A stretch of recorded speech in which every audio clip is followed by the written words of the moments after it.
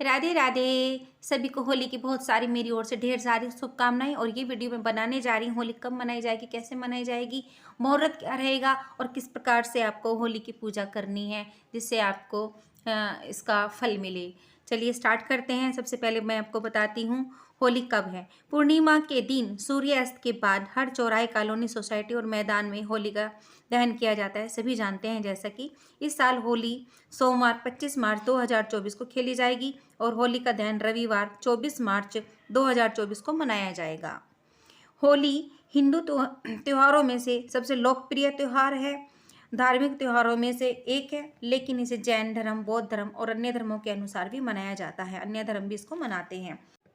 होली का त्यौहार बुराई पर अच्छाई की जीत के लिए मनाया जाता है। जैसे कि आप सभी जानते होंगे, मैं आपको छोटी सी एक स्टोरी बता देती हूँ जो कि सभी लोग जानते हैं। प्रहलाद विष्णु भगवान के बहुत ही प्रिय भक्त थे और वो 5 वर्ष की आयु में इतने ज़्यादा भक्ति में लीन हो चुके थे कि उन्हें विष्णु भगवान की पूजा के अलावा कुछ नहीं दिखाई देता था। और उनके जो पिता थे हिरण्यकश्यप, उनके राज्य में भोला बाला था उस टाइम, और वो अपने आप को भगवान मानते थे और अपनी प्रजा से कहा करते थे कि वो उन्हीं को भगवान माने, विष्णु भगवान को भगवान नहीं मान सकते। लेकिन उन्हीं का पुत्र प्रहलाद विष्णु भगवान का बहुत ही प्रिय भक्त था और सभी टाइम वो पूजा किया करता था और भगवान विष्णु की ही पूजा किया करते थे। तो प्रहलाद जब जब भगवान विष्णु का नाम लिया करते थे तो उनके पिता हिरण्यकश्यप उन्हें प्रताड़ित किया करते थे। कभी खंबे से बांध दिया, तो कभी चींटियों के बीच में छोड़ दिया, तो कभी पहाड़ों से नीचे गिरा दिया। बहुत ही ज़्यादा उनके साथ अत्याचार किया करते थे। होलिका ने कहा हिरण्यकश्यप से, भाई मेरे पास एक ऐसा वस्त्र है जिसे मैं ओढ़कर आग में बैठ जाऊं तो मैं जल नहीं सकती और मैं प्रहलाद को इस प्रकार से भस्म कर दूंगी। सो आग को जलाया गया और आग के बीचों बीच प्रहलाद को लेकर होलिका, प्रहलाद की जो कि बुआ थी, वो लेकर वस्त्र ओढ़कर आग में बैठ गई। लेकिन भगवान विष्णु की कृपा देखिए, जो वस्त्र उसने ओढ़ा था वो वस्त्र प्रहलाद के ऊपर आ गया और होलिका वहीं पर जलकर भस्म हो गई। इस प्रकार बुराई की हमेशा अच्छाई पर कभी विजय नहीं होती है, बुराई का हमेशा नाश होता है, अच्छाई की हमेशा जीत होती है। इसलिए कभी भी किसी के अंदर भी कोई घमंड अगर है, उस घमंड को त्याग देना चाहिए। और इस प्रकार से हिरण्यकश्यप फिर से एक बार हार गया। हिरण्यकश्यप की मृत्यु निश्चित थी अब, क्योंकि विष्णु भगवान ने अब सिंह अवतार लेकर आने का निश्चय किया। क्योंकि हिरण्यकश्यप ने कहा था कि वो ना ऊपर मरना चाहता है, ना नीचे मरना चाहता है, ना दाएं ना बाएं, और ना ही वो किसी स्त्री से मरेगा, ना ही वो किसी पुरुष से मरेगा, और ना ही वो किसी हथियार से मरेगा, ना ही किसी तलवार और तीर से मरेगा। इस प्रकार से भगवान विष्णु ने सिंह का अवतार लिया और आधा मानव का अवतार लिया और वो बीचों बीच दरवाजे के जहाँ देहली होती है वहाँ आकर बैठ गए और हिरण्यकश्यप को गोद में लेके अपने बड़े बड़े नाखूनों से उसको लहूलुहान कर दिया और वहाँ पर हिरण्यकश्यप की मृत्यु हो गई। हिरण्यकश्यप का मरना निश्चित था। सो हिरण्यकश्यप को मार दिया गया और प्रहलाद भगत की वाह हुई। प्रहलाद भगत ने अपने अटूट विश्वास से भगवान विष्णु का मन जीत लिया और वो आज के टाइम जब से लेकर अब तक विष्णु भगवान के सबसे प्रिय भक्त रहे हैं। प्रहलाद भगत की जय, बोलो विष्णु भगवान ने की जय। इस प्रकार से होलिका दहन का त्यौहार मनाया जाने लगा और हर साल होली का त्यौहार मनाया जाता है।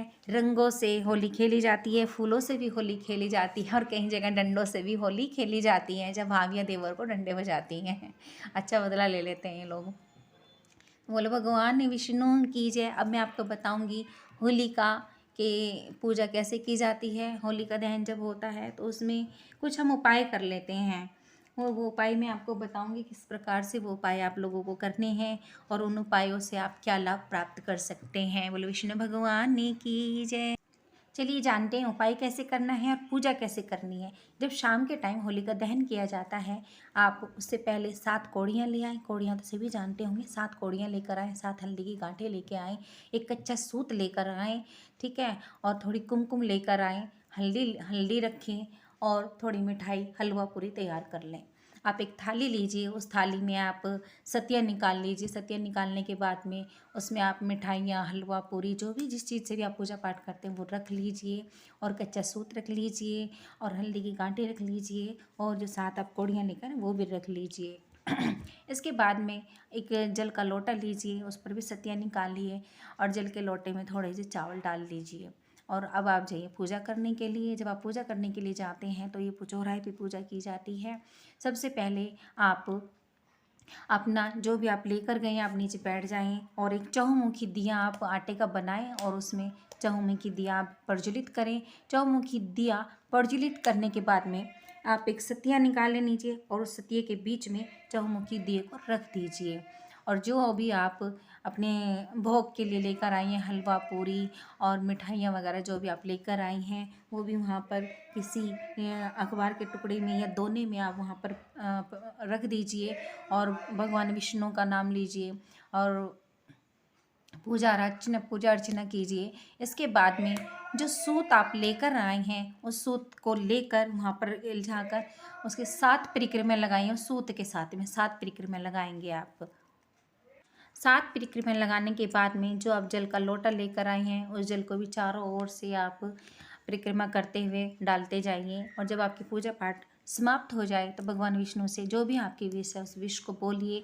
और जो आप 7 कौड़ियाँ और 7 हल्दी लेकर आए थे अपने ऊपर एंटी क्लॉकवाइज 7 बार आप वारें और वो आप होलिका के अंदर उसमें समर्पित कर दें और हाथ जोड़कर अपने विश को मांगें। आप जो भी विश मांगेंगे आपकी विश जरूर पूरी होगी। विष्णु भगवान सबकी सुनते हैं, आपकी भी ज़रूर सुनेंगे। बोलिए विष्णु भगवान की जय, प्रहलाद भगत की जय।